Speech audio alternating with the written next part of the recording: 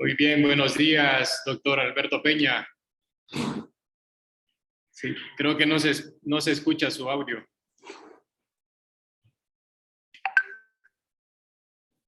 ¿Ahora me escuchan? Ahora sí, doctor. Muy bien. Sí, se escucha muy bien. Están...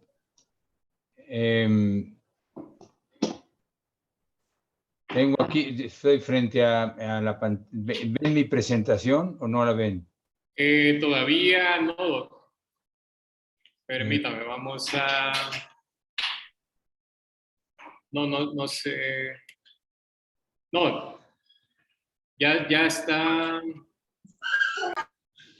Ajá.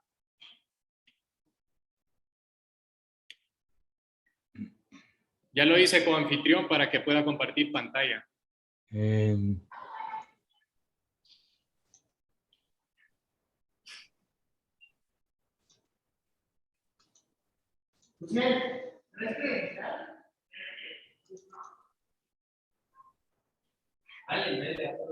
Ahí está, ya.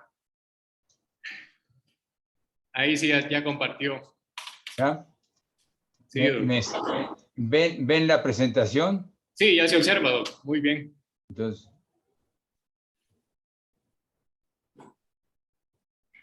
ustedes me dicen entonces cómo quieren. Muy bien. Si gusta, doc, lo presento y ya luego le cedo el micrófono para que pueda iniciar. Muy bien. Vaya, pues muy bien.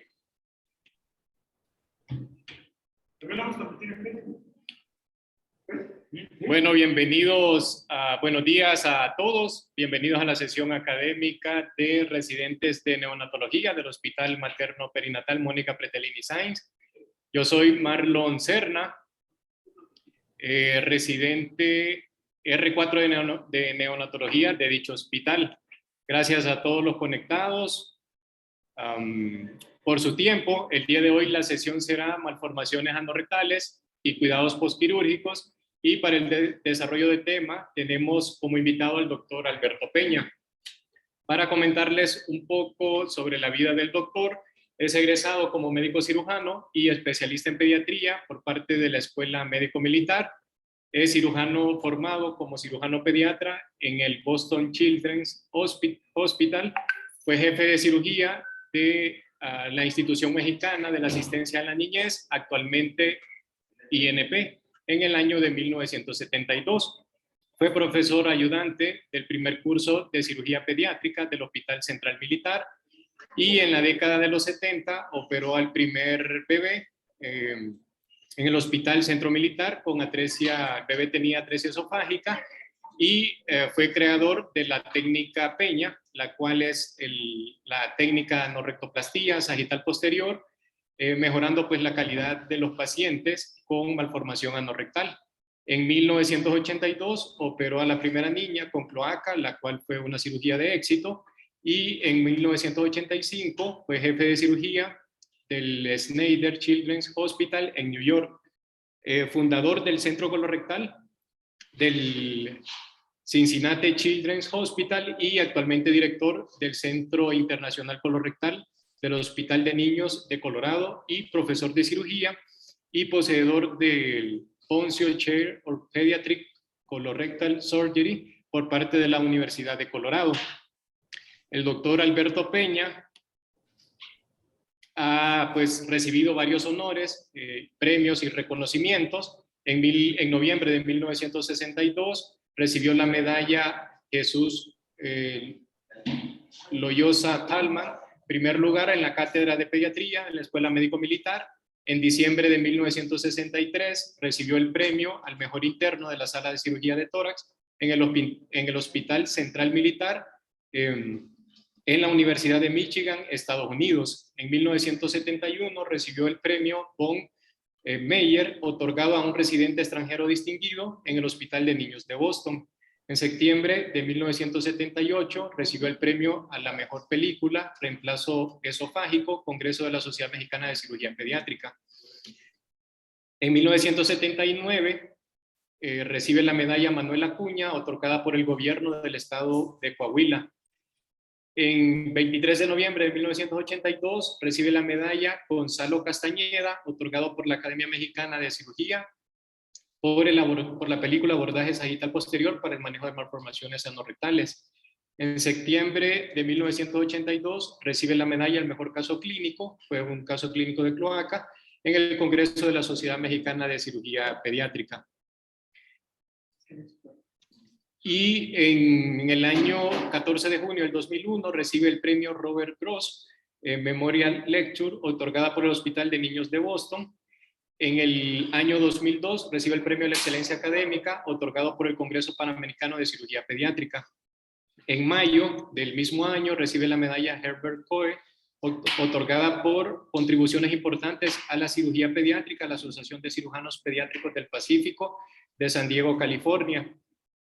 En el 2004 recibe el premio Arnold Cologny, otorgado por la Universidad de Vermont en Burlington, Vermont. En el 2004 también recibe la medalla Franco Suave, otorgada por contribuciones a la cirugía colorectal de los niños en Génova, Italia. En el 2004 también recibe el premio al mérito técnico, otorgado por la Secretaría de la Defensa Nacional de México.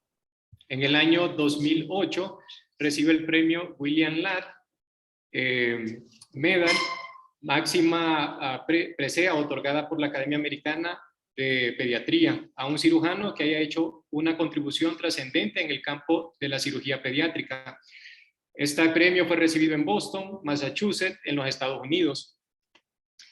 Y en mayo del 2018 recibe la medalla Robert Gross, la máxima presea otorgada por la Asociación Americana de Cirujanos Pediatras en California, Estados Unidos. Y en septiembre del 2018 recibe la medalla Gupta, otorgada por la Sociedad Iberoamericana de Cirujanos Pediatras en Cancún, México.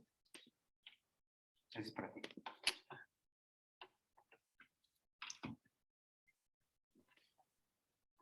Y bueno, actualmente pues el doctor pertenece al equipo de cirujanos colorectales del Children's Hospital Colorado, donde es jefe. Y pues gracias, doctor, por haber aceptado la invitación y por permitirnos pues tenerlos en esta sesión académica. ¿Me escuchan? ¿Me escuchan? Sí, sí se escucha, doctor. Muchas gracias, doctor Serna. En primer lugar, quiero agradecer la iniciativa que ha tenido usted para que yo tenga el privilegio y el honor de dirigirme a los cirujanos pediatras mexicanos, a mis colegas y neonatólogos y pediatras de su hospital y de otras instituciones que nos estén escuchando.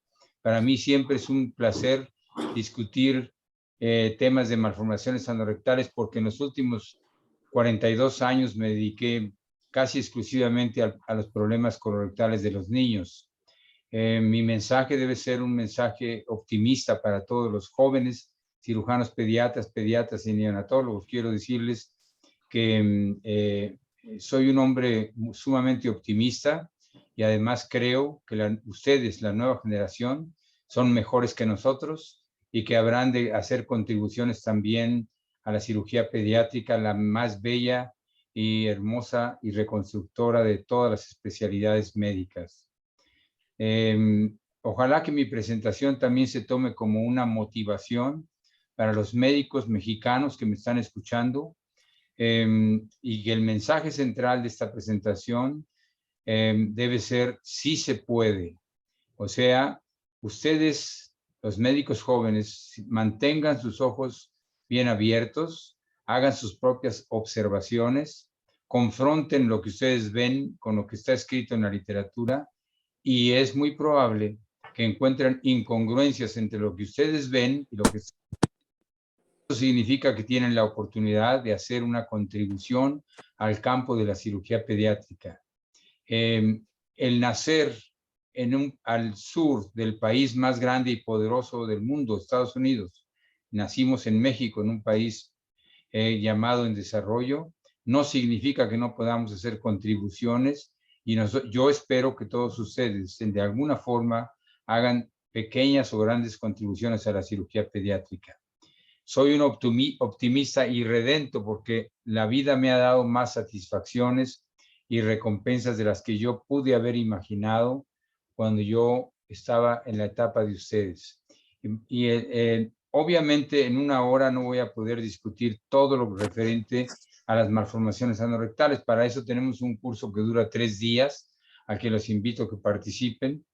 Y además, como la audiencia, me explicó el doctor Serna que la audiencia está constituida por residentes, por pediatras y por cirujanos pediatras y neonatólogos, entonces es muy difícil discutir un tema.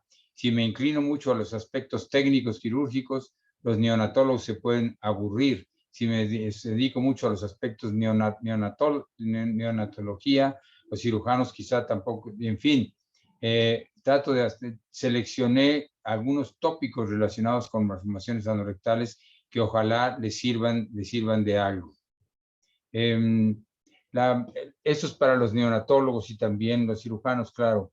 Nace un niño con malformación anorrectal el día de hoy. El neonatólogo llama al cirujano y el niño está en la sala de neonatología. Y hay 2 preguntas muy importantes que hay que contestar. Son preguntas para el cirujano. La primera pregunta, ¿tiene el niño una malformación asociada que ponga en peligro la vida ahora mismo? Y la otra pregunta es, ¿el niño necesita una colostomía o necesita una anoplastia? Esas 2 preguntas fundamentales deben ser contestadas en el orden en que las estoy presentando. El cirujano tiende a enfocarse en la segunda pregunta, colostomía o anoplastia, pero la primera pregunta debe ser contestada antes de pensar o discutir la posibilidad de colostomía o anoplastia. Es una cosa muy penosa que un cirujano vea a un niño, lo lleve a la sala de operaciones, lo lleve a la sala de operaciones y encuentre que de pronto el niño se pone grave porque tiene una malformación cardíaca congénita o un problema renal grave y el niño se muere porque no se diagnosticó a tiempo. El cirujano le gusta operar y suele pasar desapercibidos esta primera pregunta. Entonces recordemos, disponemos de las primeras 24 horas del niño para contestar la primera pregunta. ¿Tiene el niño una malformación asociada que ponga en peligro la vida?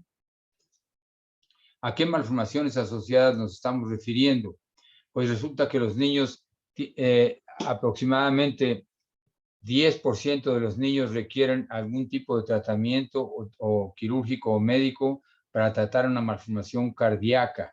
O sea que todos los niños que nacen con una malformación anorrectal deben recibir una ecocardiograma para descartar una malformación cardíaca.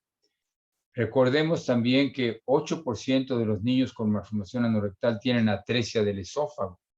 Y eso con una simple radiografía de tórax, ustedes pueden ver la imagen del esófago ciego en la parte superior del tórax. Es importantísimo llevar a cabo un ultrasonido abdominal para descartar la presencia de hidronefrosis o en las niñas la presencia de una vagina enormemente dilatada llena de líquido llamada hidrocolpos y también la posibilidad de que el niño tenga solo un riñón, que es una de las malformaciones más frecuentemente vistas en niños con malformaciones anorrectales. También debemos sospechar la presencia de otros defectos gastrointestinales. 12% de los niños tienen atresia duodenal, además de la malformación anorrectal. De manera que es importante descartarlo. Con la simple radiografía de abdomen, una imagen de doble burbuja, hace el diagnóstico.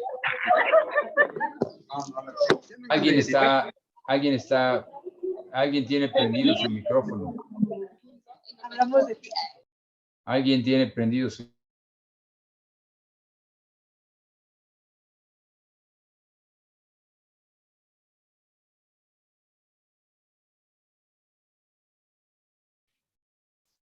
Sí, solo active, doctor Peña, solo active el micrófono nuevamente. ¿Me escuchan? ¿Me escuchan? Sí. Muy bien. 30% de los niños con malformación anorrectal tienen una hemivértebra y la hemivértebra es importante detectarla, llamar a un ortopedista para que inicie el manejo temprano porque los niños con hemivértebras van a tener escoliosis, importante que se agrava al paso del tiempo. Y probablemente lo más importante es que el niño se le debe tomar una radiografía del sacro en la posición AP y lateral y un ultrasonido de la columna lumbosacra para descartar un problema de médula anclada. Vean ustedes, uno de los problemas que vemos actualmente en todo el mundo, y en México no es excepción, es que llega un niño de 10 años que nació con una malformación anorrectal, que fue operado y que sufre de incontinencia fecal. Y cuando le preguntamos a la mamá cómo está el sacro de su niño, la mamá dice, ¿qué es eso, doctor? Nunca me han hablado del sacro. Y la mamá busca ayuda porque el niño tiene incontinencia fecal, fue operado de niño, y nadie le ha dicho durante los 10 años que el niño nació sin sacro o con un sacro sumamente defectuoso. Y la madre ha ido de hospital en hospital, de clínica en clínica buscando ayuda, y nadie le pudo haber dicho, nadie tuvo la atención de decirle que debido a que el sacro del niño es sumamente deficiente, el niño nunca va a tener control fecal y probablemente nunca tenga control urinario.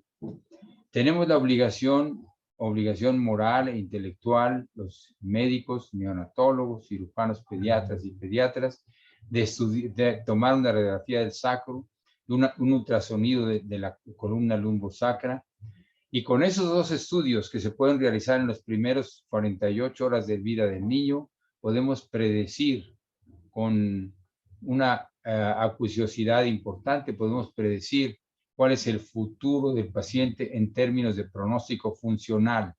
¿Va a tener continencia fecal o no va a tener continencia fecal? Eso es sumamente importante y lo quiero enfatizar. Los niños deben tomar una radiografía AP y lateral de sacro y un ultrasonido LA. El sacro es el factor más importante pronóstico para la continencia fecal. Y la médula anclada tiene una influencia sobre todo en la función urinaria. Si el niño tiene médula anclada, las cosas no van a estar tan fáciles en el futuro del niño. Es muy importante para los padres recibir la información adecuada para que ajusten sus expectaciones, para que sepan lo que se avecina, para que no, porque por doloroso que sea decirles a los padres que el niño tiene mal pronóstico, es mucho más doloroso dejarlos transitar por un vía crucis en busca de una mejoría para el niño.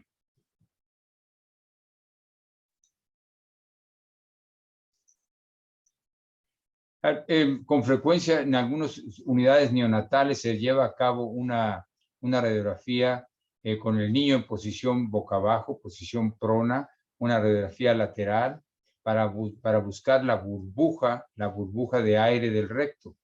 Este estudio, si ustedes acostumbran a hacerlo, deben interpretarlo dependiendo del momento o el tiempo en que se lleva a cabo el estudio. Si el estudio se lleva a cabo muy tempranamente en las primeras horas de vida, no tiene valor, porque para que se llene de gas en la parte distal del recto, es necesario que el recto tenga cierta presión intraluminal para poder distender la parte distal. Esta parte distal del recto está comprimida por acción del músculo estriado, por el mecanismo esfinteriano, y no se ve a menos que haya suficiente presión hidrostática dentro del intestino para distenderlo. Si ustedes ven que el niño tiene distendidas las asas bastante y el abdomen está distendido, la radiografía tiene valor.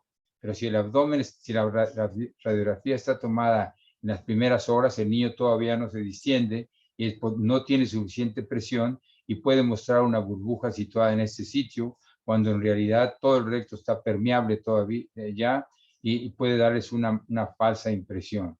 De manera que la interpretación de esta imagen, este estudio, es válido solamente cuando ya han pasado probablemente más de 24 horas para que el niño esté suficientemente distendido para interpretarla adecuadamente. Y ahora vamos a ver lo que debe hacer el médico. Le llaman al cirujano pediatra a ver al niño en las primeras horas de nacido.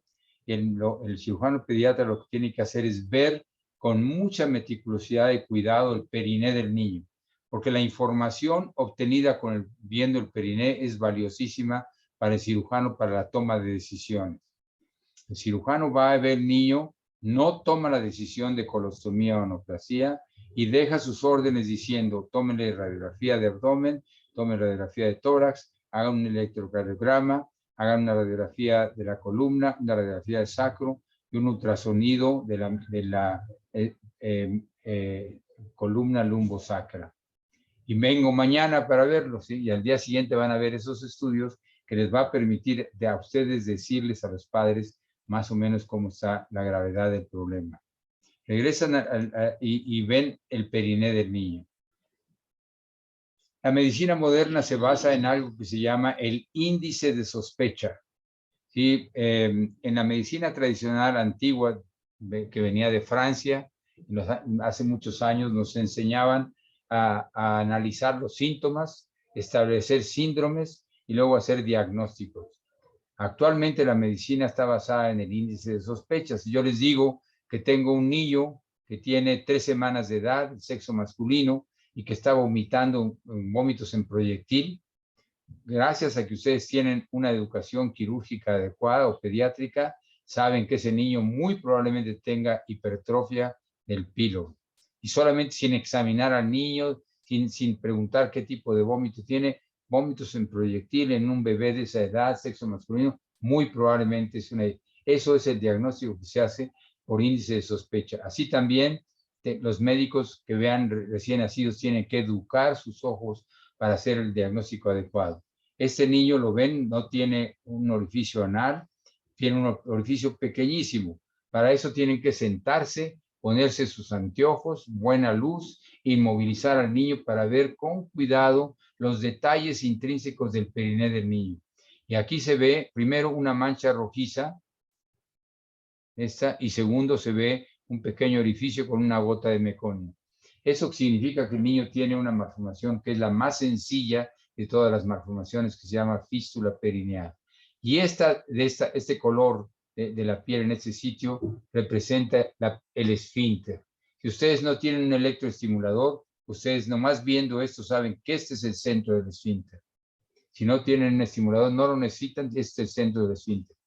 Con esta imagen, ustedes ya hicieron el diagnóstico de fístula perineal y es todo lo que necesitan para decidir si ustedes tienen experiencia, operar al niño sin colostomía en las primeras 72 horas de vida, cuando el meconio todavía está estéril, no necesita preparación intestinal, no necesita colostomía. Si no tienen experiencia, quizá deban hacer una colostomía.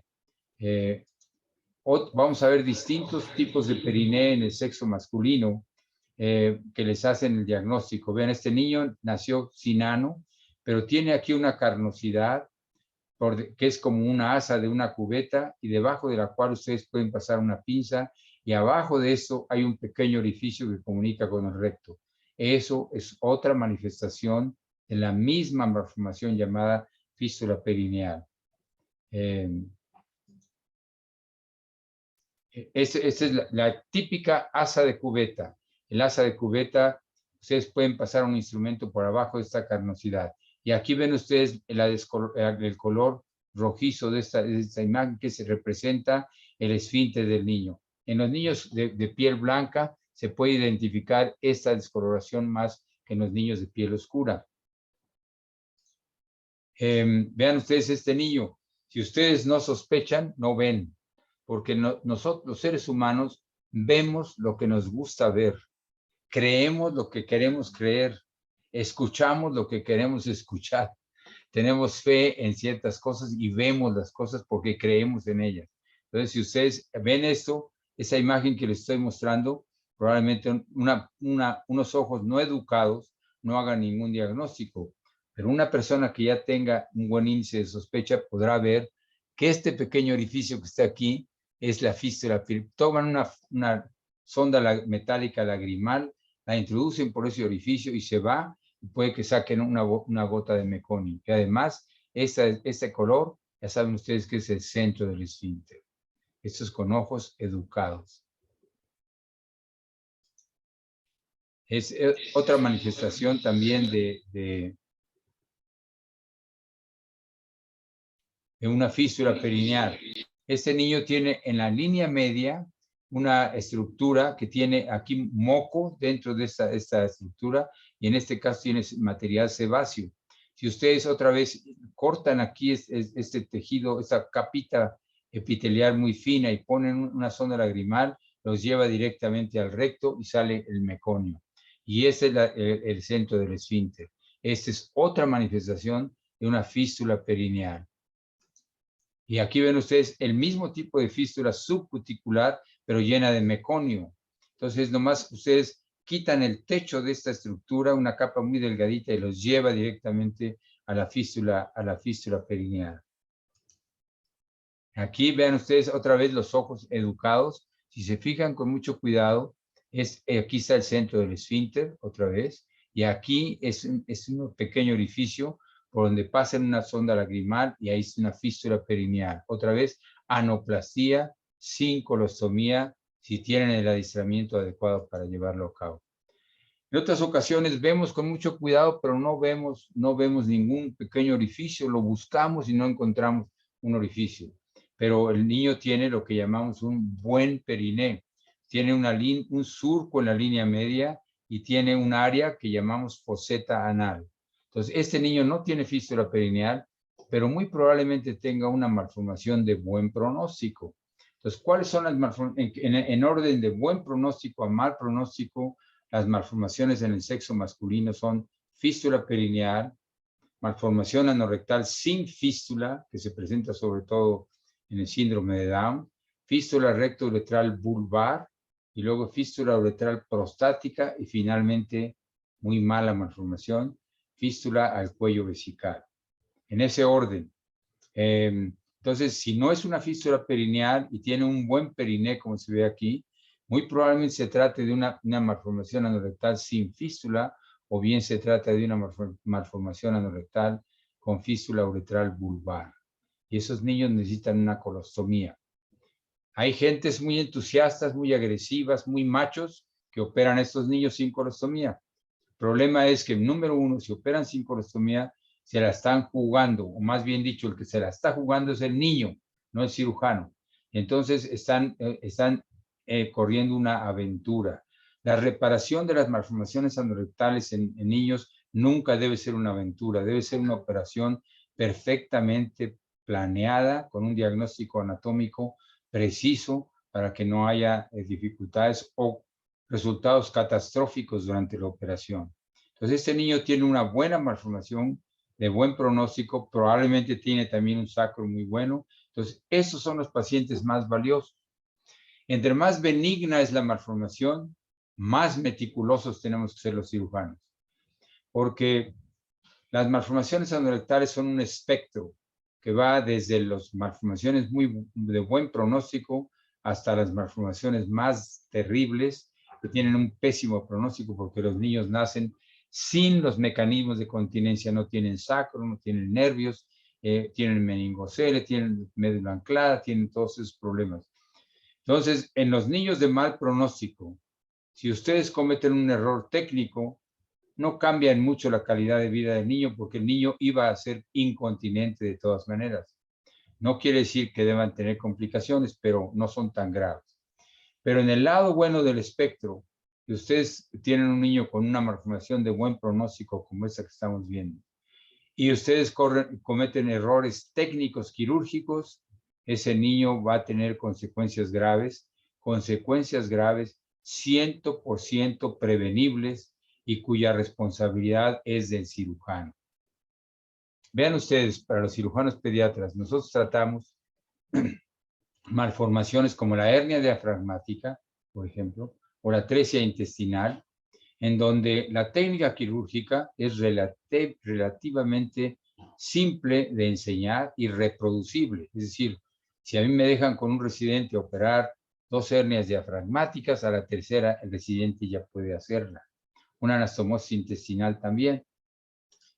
Pero el posoperatorio de la hernia diafragmática, sobre todo en los niños con hipoplasia pulmonar, es complicadísimo. Los niños necesitan una unidad sofisticada de terapia intensiva, neonatólogos expertos en terapia intensiva, pulmonólogos, cardiólogos y especialistas en oxigenadores de membrana para manejar a esos niños que tienen problemas muy graves, ¿sí? Entonces, la técnica quirúrgica fue relativamente simple, pero los cuidados posoperatorios son muy, muy, muy complejos. En las malformaciones anorrectales es lo opuesto. Los cuidados posoperatorios son relativamente simples como cualquier posoperatorio, pero la clave y el futuro de la vida del niño, la calidad de vida del niño, reside en la técnica quirúrgica. Es por eso que nosotros hacemos cursos con demostraciones quirúrgicas en vivo, porque videos podemos fabricar videos muy hermosos, pero a nosotros siempre pensamos que la única manera de convencer a un cirujano sobre una propuesta de técnica quirúrgica es demostrarla con la acción misma, con la operación misma en vivo, para que la persona que está viendo la operación sepa cómo resolver las distintas variantes que se presentan y pequeñas variantes anatómicas que requieren técnicas diferentes. Entonces, creemos en eso, pero eso solamente lo hacemos en los cursos. Bien, aquí, a comparación, recuerden, esta es una malformación de buen pronóstico, esta ya no es tan buena. Vemos que el surco de la línea media ya no es tan prominente, la foseta anal sí está marcada, este es el centro del esfínter, pero ya aquí ya no se ve tan buena. Entonces es posible que el niño tenga una fístula recto-uretral prostática sin asegurarlo. Este niño necesita una colostomía. Y después llegamos a un periné malo. Este niño tiene muy mal pronóstico. Básicamente no tiene un surco interglúteo. Tiene además escroto bífido. Entonces este niño probablemente tenga un sacro pobre, probablemente tenga una fístula al cuello vesical, necesita una colostomía y el pronóstico no es bueno, porque en las fístulas al cuello vesical solamente 20% de nuestra experiencia logran tener continencia fecal a los 3 años de edad. Y aquí vean ustedes la operación que hacemos para la fístula perineal. Como manejamos estructuras sumamente delicadas, en primer lugar voy a repetir, entre mejor pronóstico tiene la malformación, más meticuloso y delicado tiene que ser el cirujano, porque es imperdonable que el niño que nació con todos los elementos necesarios para tener continencia fecal termine siendo incontinente por culpa del cirujano. Y así como estamos hablando en este momento, en algún lugar del mundo están operando a un niño con una malformación anorrectal y la están operando mal. Y ese niño va a tener graves consecuencias, pero adquiridas por el cirujano. Entonces, como manejamos estructuras delicadas, colocamos una serie de puntos muy finos, de seda 5 ceros, en el orificio de la fístula perineal para tener tracción. Para tener la tracción es fundamental en todo proceso de disección. Si ustedes van a disecar esto y está todo arrugado, va a ser muy difícil que encuentren el plano de disección, pero si lo tienen totalmente plano, estirado, es más fácil encontrar el plano. Pues cualquier estructura delicada que quieran disecar, yo acostumbro poner muchos puntos, aplicar tracción y se facilita la disección. Aquí vean los puntos que ya coloqué y mi incisión en la fístula perineal es del tamaño del esfínter, de aquí hasta aquí. Y luego llego a encontrar la pared posterior del recto y después diseco las paredes laterales y dejo para el final la disección de la pared anterior del recto, porque estas fístulas perineales es una operación relativamente sencilla, pero siempre debemos recordar que la pared anterior del recto está íntimamente pegada a la uretra posterior. Y si no pensamos en eso, podemos lesionar las vías urinarias que nacieron intactas y le hacemos un daño imperdonable al niño. Y aquí ya ven ustedes con la tracción, podemos identificar la pared posterior del recto. Pero sin tracción, esto se arruga, no lo identificamos, pero con tracción se ve la pared posterior adecuadamente. Entonces limpiamos la pared posterior. En malformaciones anorrectales, la disección del recto tiene que ser llevada a cabo tan cerca como sea posible de la pared rectal. Separarnos de la pared del recto significa posibilidades de daño neurológico de los nervios que vienen del sacro, que rodean el recto y que van hacia las estructuras urogenitales, que van a dar continencia urinaria y potencia sexual. Entonces, es muy importante La disección siempre tan pegado como sea, sin lesionar la pared del recto, pero tan cerca como sea posible. Y eso es lo que estamos haciendo aquí, limpiando la pared posterior.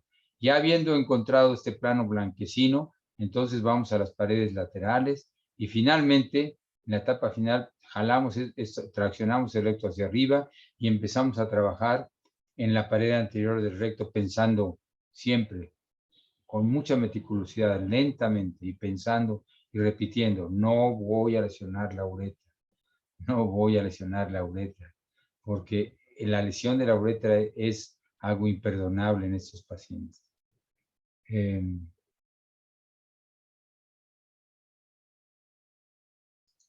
Y aquí vean ustedes, ya disecamos la pared posterior, ya disecamos las paredes laterales, ahora vamos a la pared anterior. Ya disecada la pared anterior, si nos mantenemos la disección pegados al recto, pero sin lesionar la pared del recto, el recto conserva su vascularidad, porque la vascularidad del recto, la vascular intraluminal es excelente. Por alguna razón la madre naturaleza, como no tiene mesenterio el recto, tiene una vascularidad intraparietal de la pared del recto que permite que la vascularidad sea buena. Si lesionan la pared del recto, la vascularidad se va a lesionar y entonces ese niño va a tener estenosis anal. La anastomosis entre el recto y la piel debe ser sin tensión y con un recto bien vascularizado y no van a tener problemas de estenosis.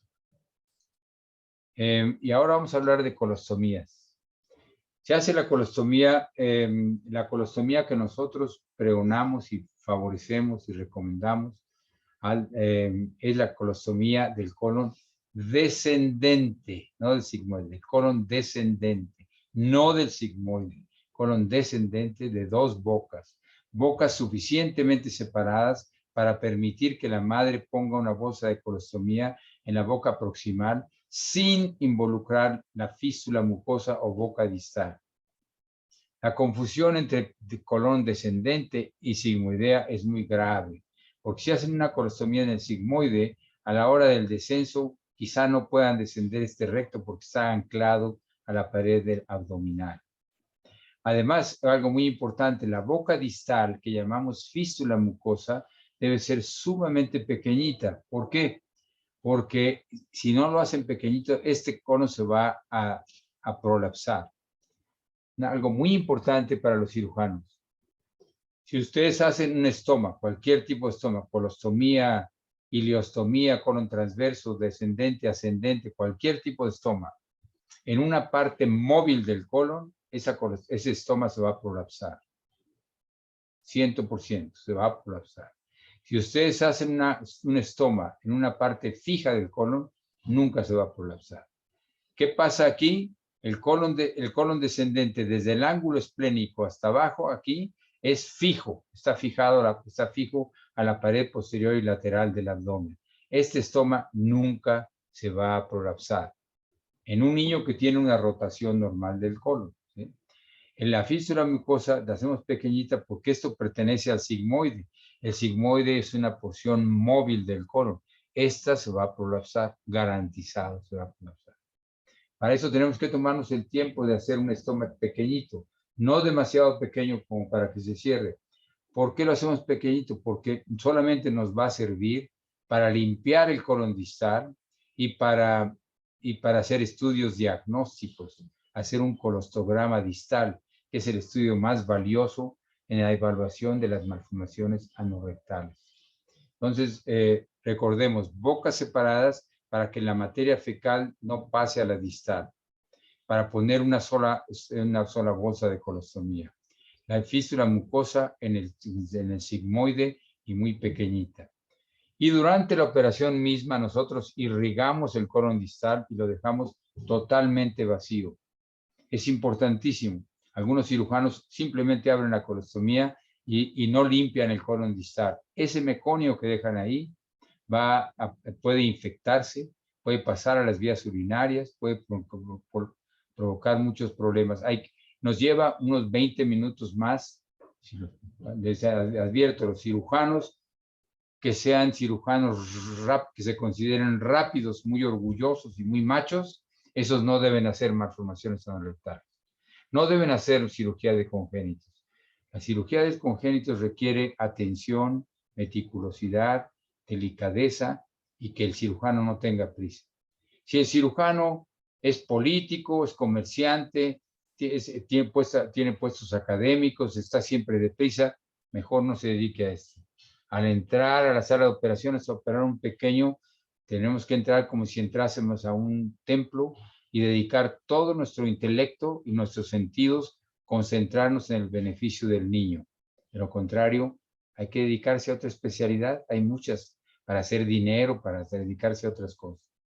Entonces, hay que lavar bien, porque lavando el colon distal también, cuando llegan ustedes al tiempo de la reparación, encuentran un recto no dilatado. Un recto sumamente dilatado con meconio, lo que va a producir, el recto dilatado es un recto, pierde su motilidad. Y entre más dilatado va a estar el recto lleno de meconio, más constipación va a tener el niño en el posoperatorio. Muy importante de recordar. No hacemos colostomías transversas. ¿Por qué no hacemos colostomías transversas? Porque la colostomía transversa no les permite a ustedes limpiar todo el colon distal. No pueden, simplemente no se puede. Entonces hacen la colostomía y dejan todo este colon desfuncionalizado, lleno de meconio. Ese colon que dejan distal sigue teniendo peristalsis. Y esa peristalsis hace que el meconio se vaya acumulando a presión en la parte distal y produce más megarrecto. Y además el colon tiene descamación de la mucosa que se añade al meconio y produce más megarrecto. Y entre más megarrecto tenga el niño, más constipación va a sufrir después de la operación. Porque ustedes y yo sabemos, los cirujanos pediatras, un principio establecido hace muchísimos años. Una víscera hueca, esófago, duodeno, intestino delgado, colon, recto. Una víscera hueca, entre más dilatada, menos peristalsis tiene. Por eso, cuando operamos atresias de intestino, es recomendable resecar la parte dilatada proximal, porque sabemos que así no funciona porque pierde su motilidad. Entonces, no hacemos colostomías transversas. Y además, si hacen colostomía transversas y luego se esperan un año para reparar la malformación, más severa va a ser la dilatación de su colon, más problemas va a tener el niño. Así se ve una colostomía. Las operaciones de los bebés tienen que ser como las obras de arte de los pintores. Un pintor que tenga la vocación de pintor, que ame la pintura, se concentra en su pintura y al final la contempla. Aunque la venda, aunque se la lleven a un museo, para él sigue siendo su pintura. Ustedes tomen fotografías de sus operaciones, pero digan, esta es mi operación, es mi paciente. Aunque la institución les diga que ustedes no tienen pacientes, que los pacientes pertenecen a la institución, yo estoy en contra de eso. Mis pacientes son mis pacientes. Y los veo a la hora, me pueden llamar a la hora que sea. Esa tendencia actual de que yo opero y otro médico lo vigila, y el día siguiente le toca otro médico y al que le toque lo recupera, eso va en contra de los principios básicos de la ética quirúrgica. Este es mi paciente y lo veo la colostomía que hice y estoy orgulloso de ella. Es la fístula mucosa y esta es la boca proximal y aquí se puede colocar una bolsa de colostomía. Vean ustedes, tiempo después, ya es 2 o 3 meses después de la operación, así se ve una colostomía de la que debemos estar orgullosos. Los cirujanos pediatras, ustedes estarán de acuerdo conmigo, nos dedicamos a la cirugía, escogimos la cirugía pediátrica, número 1, porque es la especialidad más curativa del mundo. No hay otra especialidad.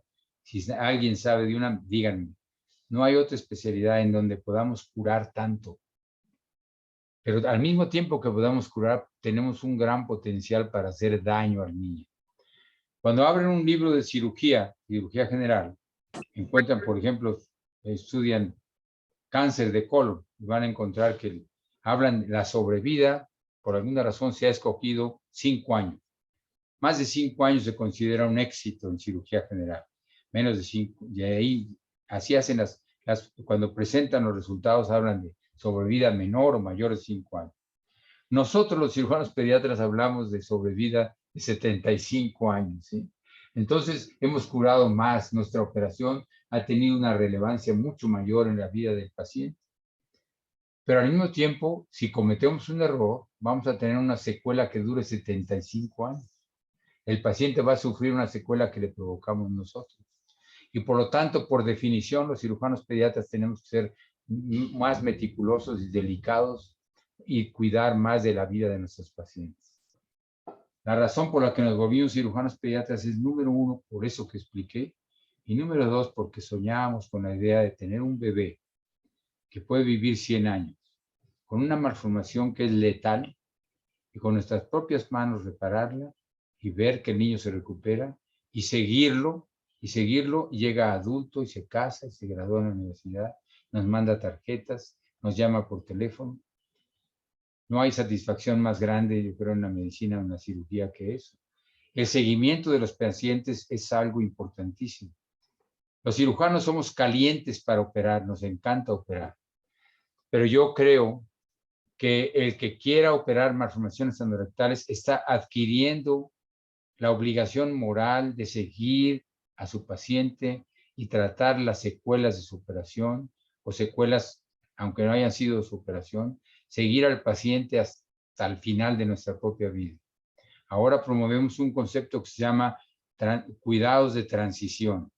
Los pacientes, yo empecé en 1980 con las malformaciones anorectales, de manera que pueden imaginarse las edades de mis pacientes. Y esos pacientes que yo operé tienen distintos problemas urológicos, problemas de incontinencia fecal, etcétera, porque dijimos que es un espectro. Y esos pacientes van a un hospital de adultos y dicen, doctor, yo nací con una malformación anorectal, y el doctor dice, bueno, ¿y qué es eso? ¿Cómo? ¿Qué le hicieron? Me hicieron una operación sagital posterior, nunca he oído de eso. Y los pacientes se sienten frustrados porque no encuentran, porque perciben claramente que los médicos de adultos no saben cómo manejar eso. Entonces nosotros estamos promoviendo la idea de los cuidados de transición, comunicándonos con los cirujanos de adultos para ilustrarlos, para enseñarles algo sobre las malformaciones congénitas. Y esto no es solamente en malformaciones anorectales, está ocurriendo en todas las malformaciones congénitas, que de alguna manera tienen algunas secuelas, y los cirujanos de adultos están poco educados al respecto. Entonces, aquí en Denver, Colorado, yo estoy retirado, ya me retiré hace más de 1 año y medio, pero mi esposa, la doctora Andrea Bishop, es la directora del Centro Colorectal, y tenemos una relación cercana con los cirujanos de adultos del hospital universitario que está situado al lado de nuestro hospital. Entonces, en ocasiones, nuestro hospital de niños recibe adultos siempre y cuando no sean obesos ni tengan problemas cardiovasculares.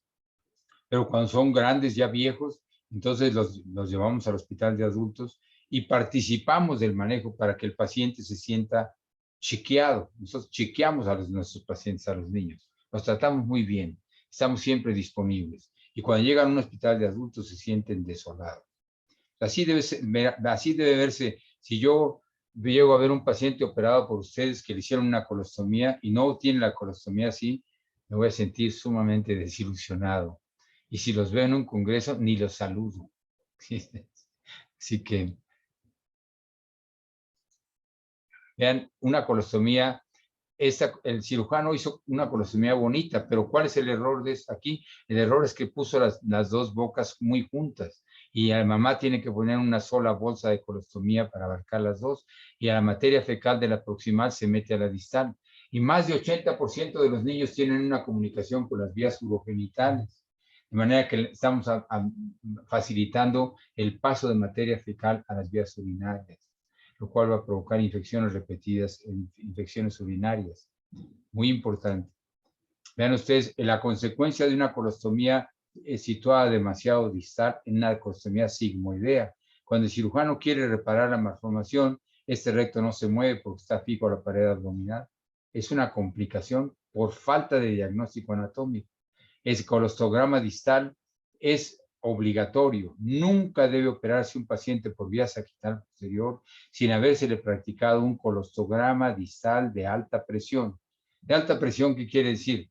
El radiólogo generalmente no sabe de esto, a menos que haya leído específicamente nuestra literatura, pero ustedes, cirujanos pediatras, están obligados a saberlo, tienen que ir al departamento de rayos X e instruir al radiólogo sobre el concepto del colostograma distal de alta presión.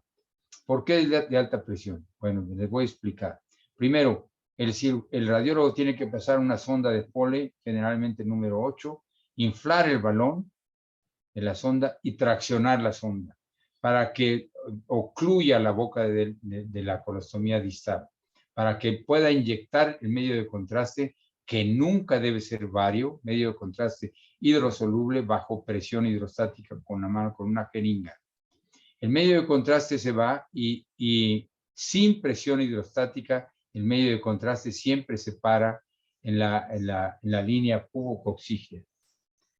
Si ustedes toman un niño al cual hicieron una colostomía sin malformación anorrectal, hicieron una colostomía por un accidente, por otras razones, y le hacen un colostograma distal sin presión hidrostática, el medio de contraste se detiene en la línea pubococcígea. Y le dicen al radiólogo qué malformación anorrectal tiene. Recuerden, estamos hablando de un niño que no tiene malformación anorrectal. El radiólogo les va a decir que el niño tiene una malformación anorrectal alta, utilizando la terminología antigua que dividía las malformaciones, la terminología arcaica que dividía las malformaciones en altas y bajas, lo cual es totalmente inadecuado. Entonces, lo que pasa es que le faltó presión hidrostática.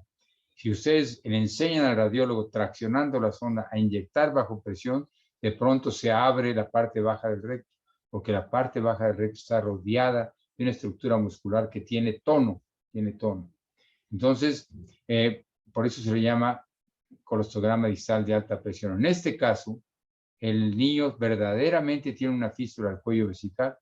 Esta malformación no debe ser abordada por vía sagital posterior, porque nunca van a encontrar el sacro, digo el recto, pero sí van a encontrar la uretra posterior, los vasos deferentes y los nervios que inervan la vejiga y los genitales.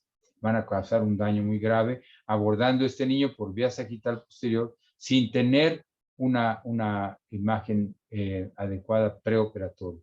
Con este estudio sabemos que este recto solamente puede ser alcanzado por vía abdominal, fístula al cuello vesical, y que este recto no va a poder ser descendido hasta acá porque la colostomía se lo impide. Entonces entramos preparamos el colon proximal, etcétera, pues vamos a tener que movilizar todo el colon, cerrar la colostomía, abrir una colostomía más proximal, en fin, hay varias alternativas. Vean ustedes, es la colostomía en asa. La colostomía en asa les fascina a los cirujanos. Les fascina a los cirujanos que tienen prisa, los cirujanos que no disfrutan la cirugía. Los cirujanos nos dividimos en dos, los que disfrutamos la cirugía y los que sufren la cirugía. Los que sufren la cirugía, sufren ellos, hacen sufrir a sus colaboradores, se quejan con el instrumentista, se quejan con el ayudante, se quejan del hospital, se quejan del director del hospital y lo peor, hacen sufrir al propio niño. Esos cirujanos que están deprisa y que sufren la cirugía nunca debieron haberse metido de cirujano. El operar es un privilegio y un placer y además nos pagan por hacerlo. Entonces, para el que tiene vocación es un privilegio y se concentra en el procedimiento quirúrgico. La colostomía en asa es muy buena para el cirujano que tiene prisa, porque hace una pequeña incisión, jala el colon y ya se acabó, ¿sí? Pero es sumamente inconveniente para el niño. Primero, la colostomía en asa se prolapsa mucho más que otras colostomías.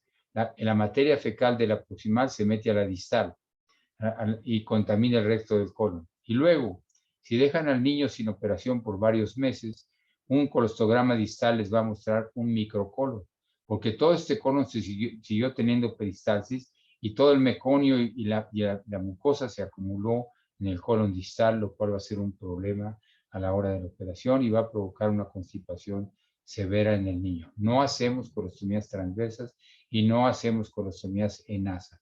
La única ventaja de la colostomía en asa es que se abre rápido y fácil y se cierra rápido y fácil, lo cual es una ventaja para el cirujano, no para el paciente.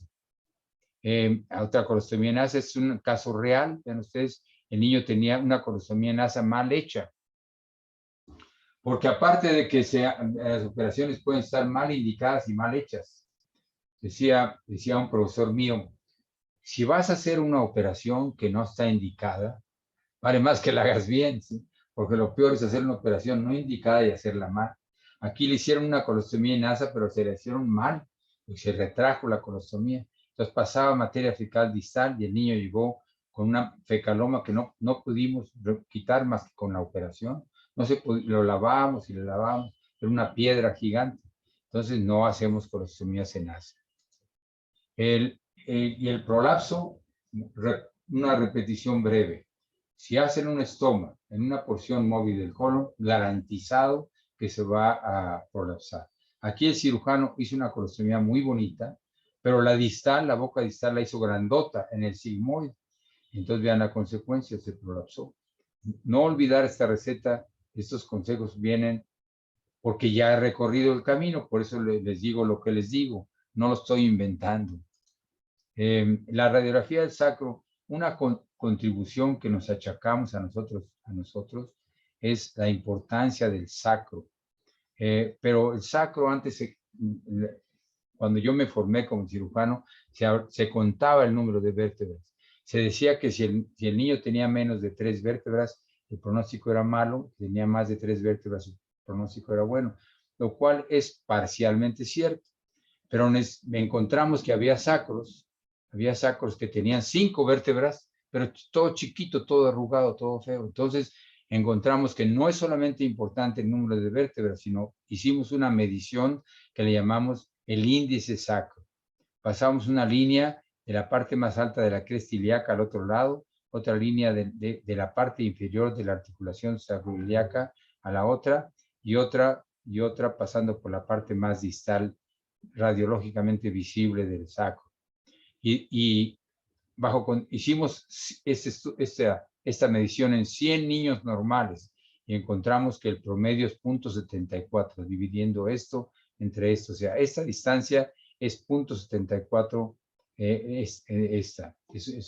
Entonces, y evaluando a nuestros pacientes y siguiéndolos a largo plazo, encontramos que los niños que tienen un índice sacro menos de 0.4 no tienen continencia fecal.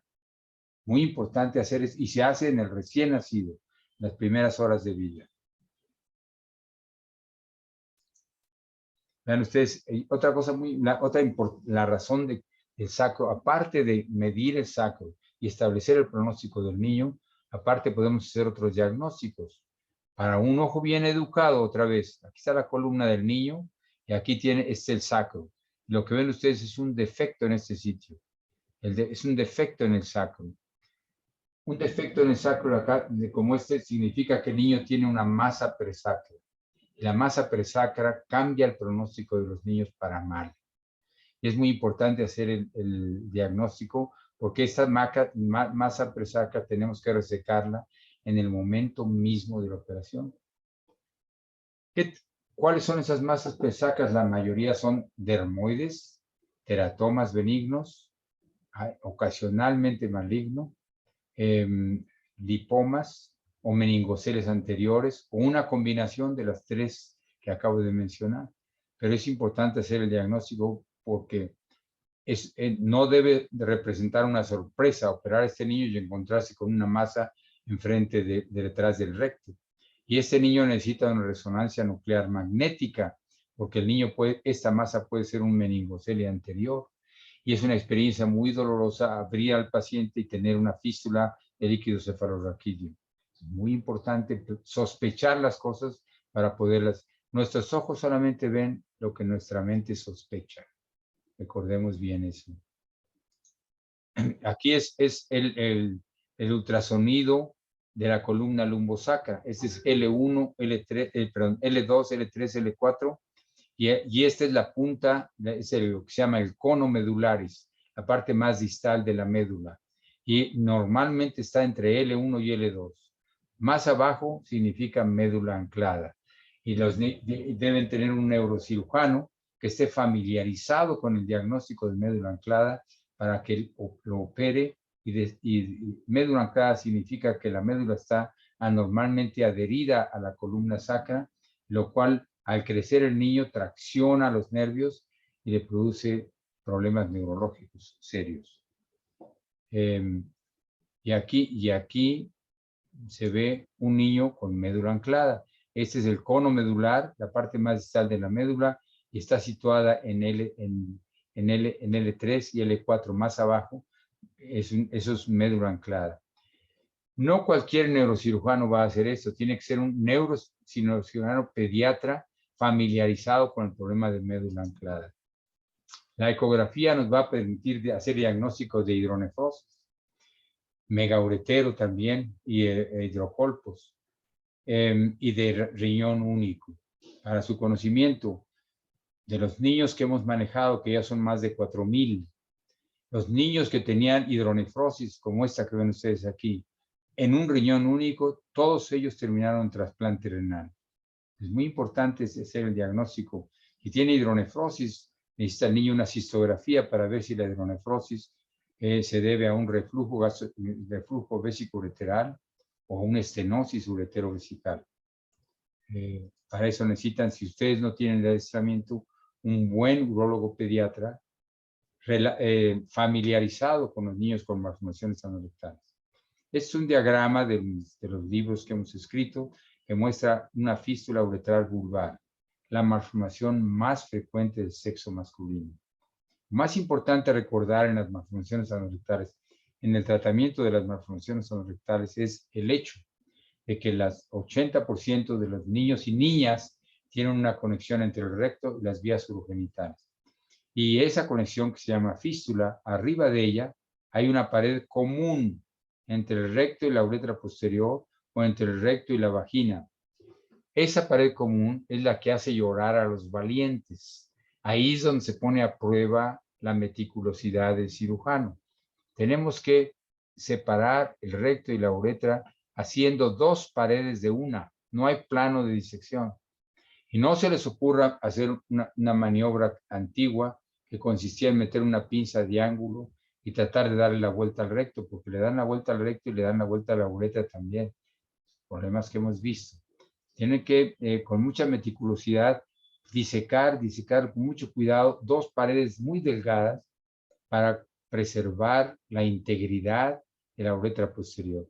Además, una de las contribuciones, consecuencia del primer abordaje de saquital posterior en 1980, fue que por primera vez los cirujanos estábamos viendo directamente la anatomía de la uretra posterior, bajo visión directa. En esta área de la anatomía masculina está la próstata, las vesículas seminales, los vasos deferentes y los nervios erigentes. De manera que si no tenemos cuidado, lesionamos todas esas estructuras, haciendo operaciones que antes se hacían, que eran operaciones ciegas. Aquí está el colostograma distal. Vean ustedes, aquí ponemos la zona, le ponemos medio de contraste y, como decíamos, el medio de contraste siempre se para aquí, porque no hemos puesto presión hidrostática. Aquí ponemos ya la sonda de Foley en el mismo paciente. Le inyectamos ya a presión hidrostática y esta es la verdadera anatomía del niño. Aquí el radiólogo les va a decir que es una malformación alta. Yo ni siquiera sé qué es eso. Equivocadamente. Y aquí es el verdadero diagnóstico, es una malformación anorectal sin fístula, frecuentemente vista en los niños con síndrome de Down, sin presión hidrostática, con presión hidrostática. Entonces, aquí ustedes saben que el coxis termina aquí y abriendo por vía sagital posterior nos vamos a encontrar el recto siempre. No hay manera que nos encontremos las vías urinarias porque el recto está aquí. Si no tenemos el colostograma distal, la operación se transforma en una exploración quirúrgica. Voy a repetir, estos niños nunca deben ser sujetos a exploraciones que terminan en malas aventuras y consecuencias catastróficas para el niño. Aquí se ve un colostograma distal con presión hidrostática. Entonces, aquí termina el recto porque aquí se ve la fístula. Esa es la uretra prostática, esa es la vejiga. En medio de contraste llega a la uretra y se va a la vejiga. Con esto, si el coxis está aquí, sabemos que tenemos que buscar el recto un poco hacia arriba, no buscarlo aquí, porque si lo buscamos aquí, no lo vamos a encontrar, vamos a encontrar la uretra posterior. Es el valor del colostograma distal. Y aquí ven ustedes un paciente con otra fístula, apenas la vejiga. Aquí está el balón inflado, presión hidrostática, y sabemos que tuvo suficiente presión porque el medio de contraste llenó la vejiga y llenó la uretra. Y este es el coxis, y nuestra incisión, nosotros vamos a entrar por aquí y sabemos dónde vamos a buscar el recto. Si el recto estuviera aquí, no deberíamos buscarlo para empezar, ¿sí? Y vean ustedes un error técnico de colostograma distal. El radiólogo, que no tiene obligación de saber esto, a menos que ustedes lo eduquen a su radiólogo, le pasó la sonda de Foley y la metió hasta el fondo, la metió, e infló el balón, ¿sí? Entonces inyectó sin presión hidrostática, y aquí se ve que el recto termina sumamente alto, pero este no tiene valor porque faltó presión hidrostática, y esta puede ser una imagen errónea. Necesita presión hidrostática porque esto puede ser efecto de la estructura muscular que rodea el recto. Y este es un colostograma distal bien hecho. Aquí está el baloncito de la sonda de Foley. Seguimos el medio de contraste hidrosoluble y se va así, así, así, y llena la vejiga, llena la vejiga. Esto es una fístula del cuello vesical. Con este colostograma ustedes saben que nunca deben abordar este paciente por vía sagital posterior, porque si lo abordan no van a encontrar el recto, pero sí van a encontrar la uretra, el cuello vesical, y van a provocarle un daño grave. Solamente la búsqueda del recto va a dañar al niño. Es una fístula del cuello vesical.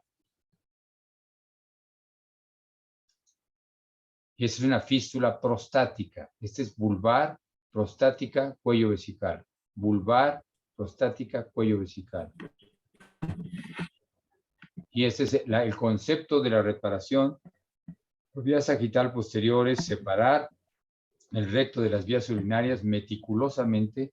Es la parte más delicada de la operación, la separación del recto y el trabajar con esa pared común que tienen el recto y la uretra, y después disecarlo, movilizarlo y colocarlo dentro de la estructura esfinteriana que tenga el niño. Hay niños que no tienen esfínteres en el lado malo del espectro, y colocarlo para que el niño tenga la máxima posibilidad de tener control.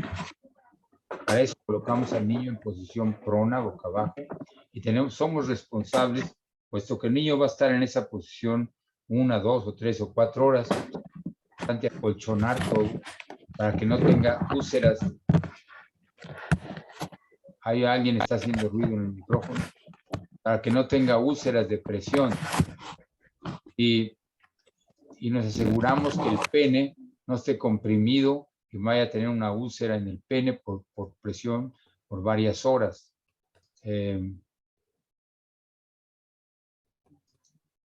Y hacemos nuestra incisión en la línea media, siempre asegurándonos que sea exactamente en la línea media, dejando estructuras similares a ambos lados de la línea media. Continuamos nuestra incisión en la línea media hasta encontrar esto blanquecino.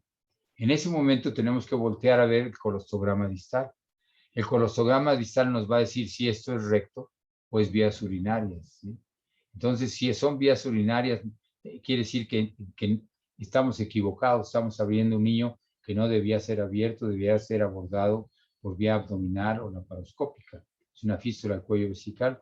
Pero si el colostograma distal muestra que es una fístula uretral vulvar o prostática, con confianza sabemos que esto es el recto. Y colocamos 2 puntos y procedemos a abrirlo, ¿sí? Colocamos 2 puntos y con la seguridad de que estamos tratando con el recto. Y abrimos exactamente en la línea media. Abrimos el recto y nos seguimos en la incisión en la línea media hasta encontrar la fístula en la parte más distal. Y queda bajo visión.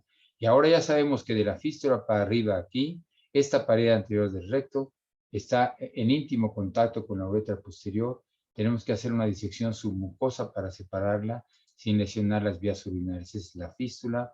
Esos son los puntos que colocamos cuando abrimos el recto. Y un último punto en la fístula misma. Y aquí colocamos otra vez múltiples puntos de seda fina, 6 ceros o 5 ceros, es la fístula, y vamos a entrar exactamente entre la fístula y los puntos para establecer un plano de disección submucoso. Y seguimos la disección, aquí vamos aplicando tracción uniforme con nuestros puntos. Y aquí ven la fístula y empezamos la disección submucosa. Nos seguimos hacia arriba aplicando tracción uniforme. Antes de continuar la disección, vamos a los planos laterales. Eso nos ayuda mucho en la disección. Un truco importante.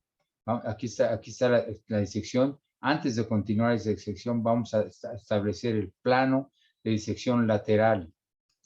Aquí vean la cara lateral del recto y parece limpia, pero en realidad tiene una fascia que vamos a quitar. Entonces, quitamos la fascia. Ese es con fascia, perdón.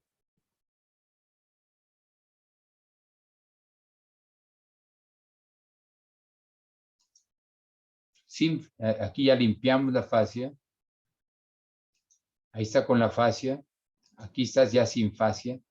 Para asegurarnos que estamos en íntimo contacto con la pared rectal, es importante quitar esa fascia para asegurarnos que no vamos a denervar ninguna estructura.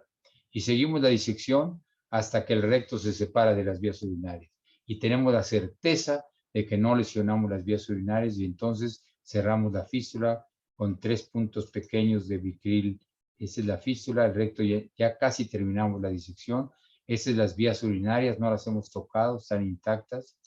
Y aquí ya se ve, vamos colocando puntos de bicril 6 ceros, cerramos la fístula y después colocamos al recto dentro de las estructuras musculares y hacemos la anoplastia y nos sentimos orgullosos de la operación que hemos terminado. En 10% de los casos en las fístulas al cuello vesical, los niños necesitan una laparotomía o laparoscopía. Si ustedes son hábiles en la laparoscopía, es útil. Nosotros creemos que la laparoscopía es útil para las malformaciones anorrectales que requieren normalmente abordaje abdominal. No creemos que está indicada en fístulas uretrales vulvares, en fístulas perineales o en fístulas vestibulares. La laparoscopía llegó para quedarse, es una contribución importantísima para la cirugía.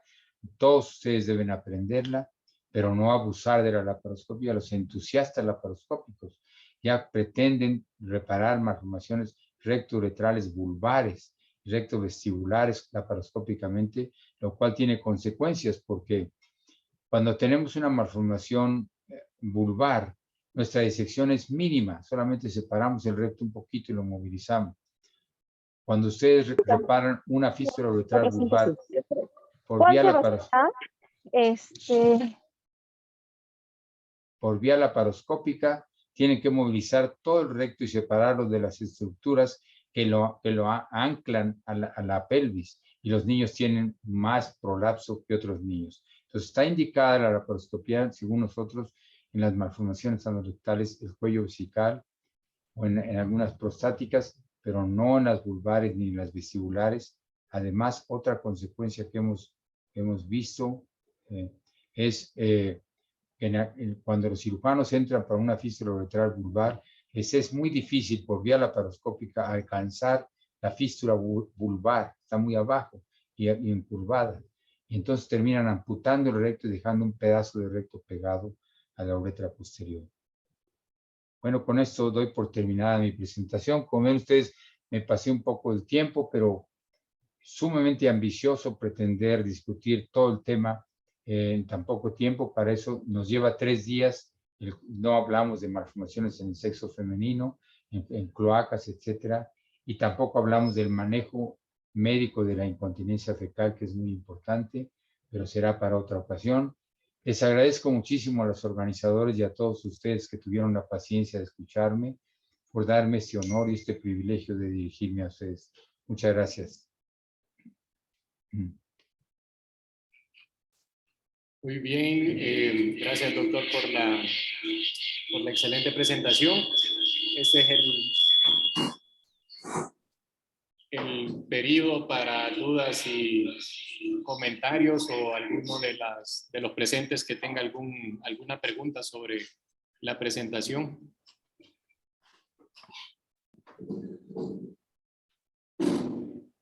Doctor Serna, buenas tardes. Buenas tardes, doctor Uzundegui. Señor presidente, señor presidente. Buenas tardes, señor presidente.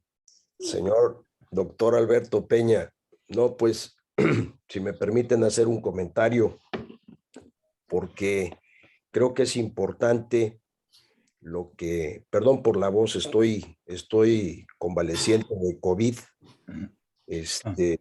entonces ya se me escucha, pero sí decirles que a todos los jóvenes que han tenido la oportunidad de escuchar a una persona que en vivo cambió y modificó la historia de los pacientes con malformaciones anorrectales.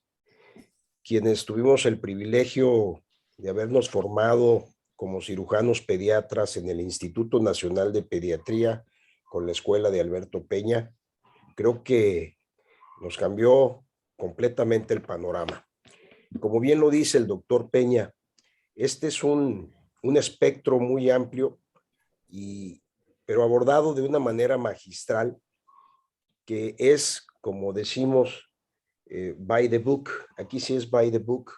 Los pasos que ustedes vieron del doctor Peña, las indicaciones, sobre todo lo más importante, que ustedes como neonatólogos, como clínicos, sepan que en la cirugía pediátrica hay tiempos para todo. Y los niños con malformaciones anorrectales tienen que recibir la mejor de las oportunidades, porque solo hay una. El doctor Peña hizo mucho énfasis en lo que es el diagnóstico prenatal, porque de nada sirve una buena técnica quirúrgica con un paciente muerto, y de nada sirve una mala técnica quirúrgica con un paciente que tiene un potencial de recuperación al 100%. Nosotros como cirujanos pediatras, igual que ustedes como neonatólogos, tenemos esta hermosa visión de ver a nuestros niños perfectamente recuperados, y es un privilegio y una obligación moral como médicos el darles el seguimiento. Doctor Peña, yo lo felicito, no me canso de aprenderle todavía las mañas en ese sentido, y una plática muy didáctica, y yo espero que los jóvenes la hayan aprendido y que la revisen todos los días, doctor Serna, para que puedan, desde el punto de vista, aprovechar al 100% todos los conceptos vertidos aquí por el doctor Peña. Es un privilegio haber estado con ustedes y muchas gracias. Felicidades, doctor Peña. Gracias, muy bien, doctor Uzundegui. Sí, igual la presentación queda grabada y va a estar disponible pues en el canal de YouTube de la Sociedad de Médicos Residentes de Neonatología. Eso para igual estarla retroalimentando.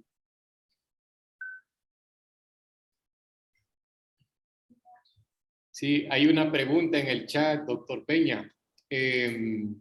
Pregunta el doctor Pablo Castillo si considera necesario realizar el colostograma distal en una fístula rectovestibular como parte del protocolo. No llevamos a cabo colostogramas distales en fístula vestibular, porque en la fístula vestibular estamos viendo el sitio de la fístula y ya tenemos el diagnóstico solamente en las niñas. No me refería a las malformaciones de sexo femenino por falta de tiempo. Cuando las llaman a ver una niña con malformación anorrectal, los neonatólogos ven que sale meconio por ahí, dicen: la niña, vente a ver una niña con fístula rectovaginal. Las fístulas rectovaginales congénitas son extraordinariamente raras. Se cuentan con los dedos de la mano en una vida dedicada a esto. La inmensa mayoría, hemos recibido como 65 niñas con diagnóstico de fístula vaginal. Ninguna de ellas tenía fístula vaginal. La inmensa mayoría eran fístulas vestibulares, no diagnosticadas, o cloacas.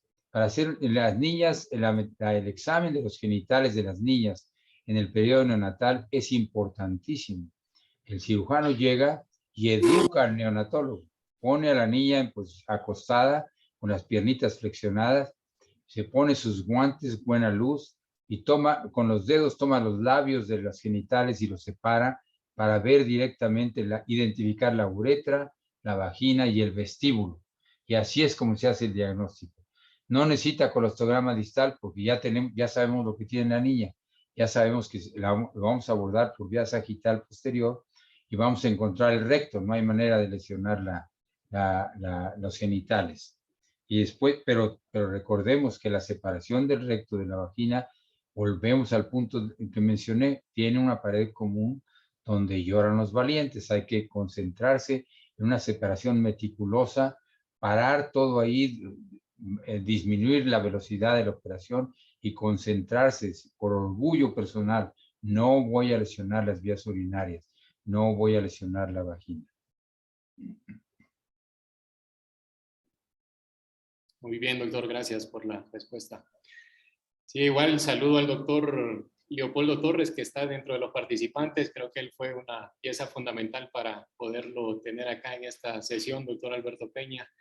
Un abrazo al doctor Torres.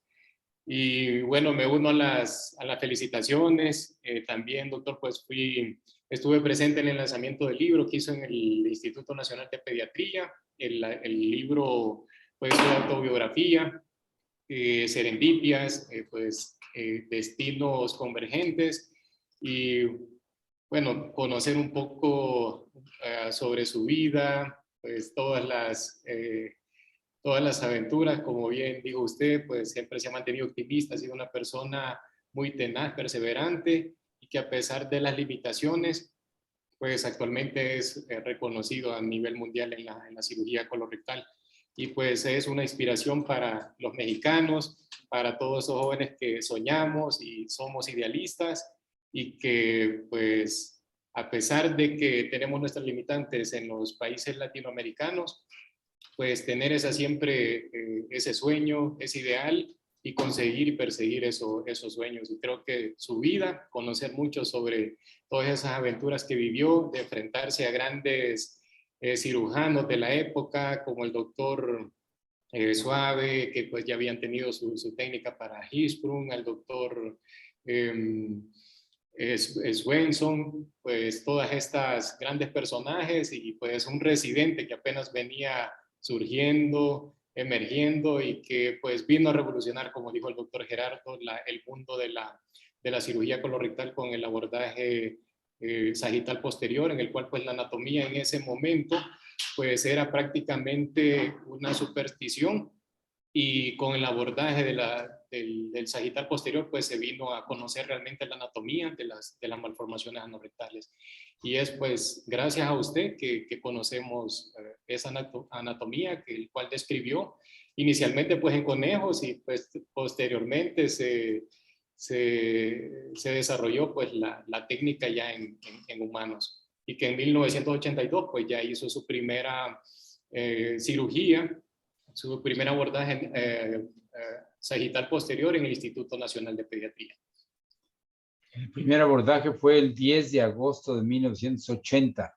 80, en 82 fue la cloaca en Monterrey. En Monterrey. ¿De dónde es usted, doctor Serna? Soy de Honduras, doctor, y aquí estuve 2 años en el Instituto Nacional de Pediatría, y pues cirugía pediátrica. Y ¿Ya se va a quedar en México? Pues vamos a ver qué. Tiene un poquito de acento tabasqueño casi, ¿verdad? El doctor Isunde. Sí.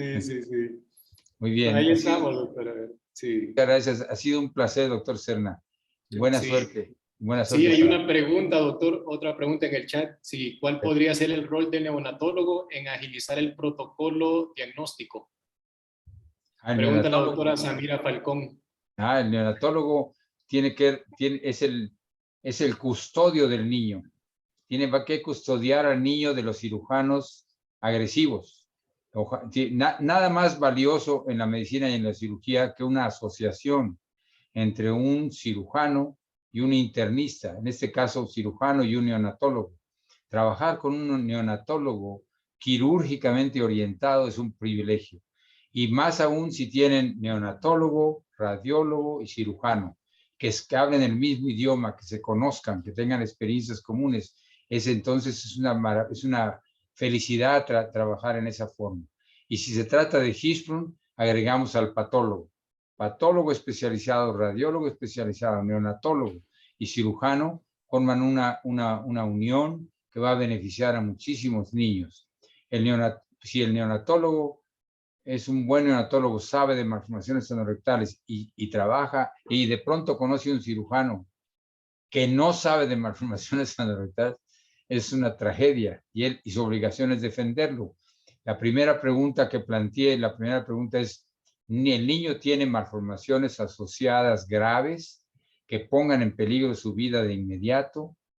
Y si no tiene confianza en el cirujano, puede darse el lujo de tener ese niño 24 horas sin llamar al cirujano y emplear esas 24 horas para descartar malformación cardíaca, malformación renal, radiografía de sacro, ultrasonido lumbosacro para médula anclada, y después ya habiendo descartado malformaciones cardíacas, renales, etcétera, entonces llamar al cirujano para que el cirujano tome la segunda decisión, que es anoplastía o colostomía.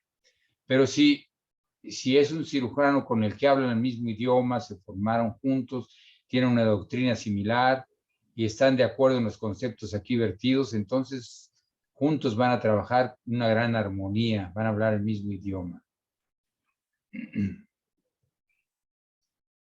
Sí, muy bien. Hay otra pregunta, bueno, sobre un caso de la que presenta la doctora Mayela Rodríguez. Presenta un caso de duplicación intestinal que desembocaba uno a vagina y otro en recto en el complejo anal. Y pues le hubiese encantado pues una orientación de su parte en este caso clínico. Miren ustedes, la pregunta de la doctora es en realidad una consulta, ¿sí? Porque, y para eso ponemos aquí al final, muchas gracias, y ponemos nuestro email, ¿sí? Aquí abajo está nuestro correo electrónico, que es mío y de la doctora Bishop, de manera que, doctora, si usted me pregunta eso, por internet, yo le contesto y le voy a decir, mire doctora, necesito que me manden una radiografía del periné del niño o de la niña, que me manden una radiografía de sacro, que me manden un estudio de medio, cualquier estudio que le hayan hecho, cómo hicieron el diagnóstico de la duplicación, mándenme los estudios para verlos, y un ultrasonido de la columna lumbosacra. El ultrasonido de la columna lumbosacra debe hacerse antes de los 3 meses. Después de los 3 meses no tiene valor por la calcificación del sacro y la columna. Entonces necesitan una resonancia nuclear magnética. Con esos estudios, yo le voy a poder decir cómo la manejaría yo. Y sí, con mucho gusto le contestamos. Pero necesitamos la mayor parte de las preguntas o consultas que recibimos tienen un diagnóstico anatómico incompleto. Para usted, en su mente ya hizo el diagnóstico de duplicación, pero nosotros tenemos que verlos. No podemos basarnos en lo que nos dice otra persona. Como dicen los abogados, yo confío en usted, pero no confío en sus circunstancias. Eso lo aprendí de un abogado. Entonces yo tengo que ver para poder, y con todo gusto le contesto, todas las personas que tengan dudas sobre malformaciones anorrectales, no titubeen en dirigirse a nosotros, contestamos nos sentimos honrados de que nos consulten.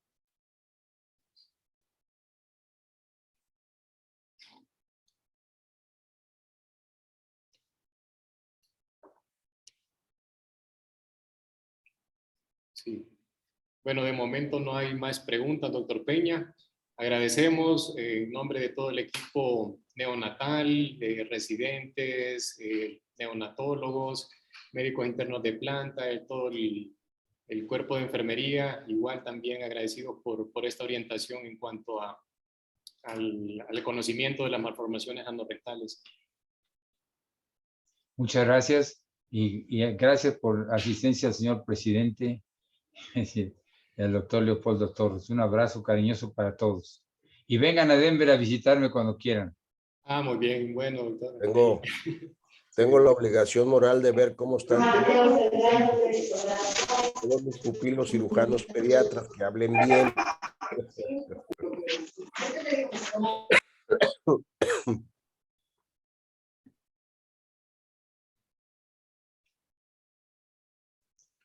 de rosa. Ahí haz de cuenta. A ver, compra. Sí, haz de cuenta que pegue en la cabeza. Entonces, claro que te da sí,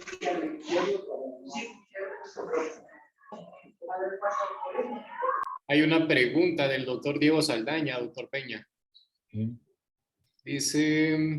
Dice un paciente con antecedente de mielomeningocele, actualmente con un déficit motor a nivel de L1, S4, con fístula cutánea y colostomía, no ayudará a hacer el descenso, pues no hay función, pero la duda es si la fístula cutánea sale pipí, está indicado todo el protocolo para conocer a dónde está la fístula de la malformación y si valdría la pena el cierre de la misma.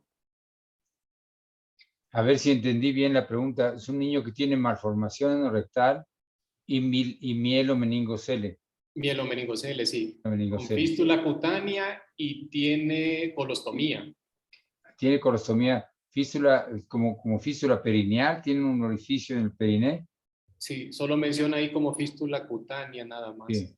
Ajá, sí. Supongo que es por una la fístula, supongo que sí, porque dice que por la fístula cutánea sale orina. Ah, Sí. orina. Ajá, Otra sí. vez, fíjese, ahí es el ejemplo. Si usted me manda eso por internet, yo le digo, muy bien, mándeme una fotografía del periné del niño, mándeme una fotografía del meningocele, mándeme un estudio de contraste de la vejiga y un estudio de contraste de colostograma distal. Y entonces vamos a discutir el caso y vamos a aprender juntos. Pero le anticipo, la presencia de mielomeningocele, por definición, va a impedir que el niño tenga continencia fecal. En algunos cirujanos dirían, bueno, si no va a tener continencia fecal, ¿para qué le reparamos la malformación? Mejor lo dejamos con colostomía. Bueno, nosotros nos oponemos a eso. Ese niño, si tiene una malformación anorrectal y meningocele, le reparamos la malformación anorrectal de todas maneras. Y le explicamos a la mamá que nunca va a tener continencia fecal, pero que nosotros, cirujanos pediatras, nos comprometemos moralmente para seguir al niño por muchos años y nos comprometemos a tenerlo limpio de materia fecal en la ropa interior las 24 horas del día, llevando a cabo una cosa que se llama manejo médico de la incontinencia fecal. Eso es un capítulo muy importante porque, insisto, los cirujanos que quieran manejar malformaciones tienen obligación, se comprometen con el paciente hasta la muerte. Tienen que seguirlo, sigue siendo su paciente, porque estos pacientes son pacientes de por vida. Entonces, muchos cirujanos dicen, meningocele no va a tener continencia, mejor que se quede con colostomía. No, nosotros hemos comparado la calidad de vida de niños con colostomía y niños con manejo médico de la incontinencia fecal, que consiste fundamentalmente en diseñar un enema específico que es casi siempre diferente para cada niño, capaz de limpiar el colon diariamente para que el niño por 24 horas no salga materia fecal por el recto. Entonces, los niños tienen una calidad de vida muy superior a los que tienen con una colostomía. ¿Cómo reparar esa malformación? Que dicen, necesito ver la anatomía. Una foto del periné, una cistografía y un colostograma distal. Sí. Hace la aclaración el doctor Saldaña que no hay periné y que por la colostomía distal es que sale orina. Por la colostomía distal sale orina, lo cual quiere decir que tiene una fístula del colon a las vías urinarias. Ya sabemos que 80% de los niños tienen esa fístula, ¿sí? Pero sí, muy probablemente, aquí empiezo a adivinar, necesito los estudios, pero muy probablemente se trate de una fístula del cuello vesical. Cuando la fístula está en el cuello vesical, es una fístula que pasa orina al recto y además produce, la orina se absorbe en el colon y produce acidosis tubular, que se produce acidosis hiperclorémica porque se está absorbiendo la orina. Entonces, eso quiere decir que necesita tratarse. Si no crece bien el niño, es posible que sea por la acidosis. Y necesita el colostograma distal y muy probablemente tenga una porción muy corta de intestino entre la fístula mucosa y la vejiga porque fácilmente sale la orina por ahí. Entonces, pero necesitamos los estudios. Muy bien. Muy bien. Muy Pues bien, muchas gracias, doctor Serna. Les agradezco mucho. Tomen mi correo electrónico y diríjanse a mí cuando gusten. Será un placer estar con ustedes. Vaya, pues muy bien, doctor. Un abrazo. Gracias Hasta por luego. haber aceptado la invitación. Felicidades para Oiga, todos. Sí, también. Saludos a todos. oiga, doctor, yo que quisiera hablar, quisiera felicitar al doctor Peña. Bien. Bueno, Sí, Sí, sí le escuchamos, sí le escuchamos. yo quiero felicitar al doctor Peña. Doctor Peña, yo estuve en el Nacional de Pediatría y me acuerdo mucho de usted. Estoy en la ponencia y muchas felicidades por su gran exposición, doctor. Estaba en el equipo de la enfermera Marcelina Zavala, usted se ha de acordar de ella. sí, me acuerdo, cómo no, sí me acuerdo. Sí. Y hace poco fui al Instituto Y Nacional de Pediatría y estuve dando unas pláticas y vi a algunas enfermeras de la vieja guardia, me dio muchísimo gusto verlas. Vi a Nati, la especialista en respiratorio, terapia respiratoria, y vi enfermeras de la sala de operaciones, las recuerdo FUME, me acuerdo bien. Me da Bume, mucho doctor Sima. Cuando llegaba usted con sus reuniones con el doctor Maza, con todos los médicos ahí en el servicio de cirugía general, me acuerdo mucho de usted, doctor. Que Dios lo bendiga. Le mando todo mi cariño, doctor. Muchas felicitaciones. Muchas gracias. Hasta luego. Luego.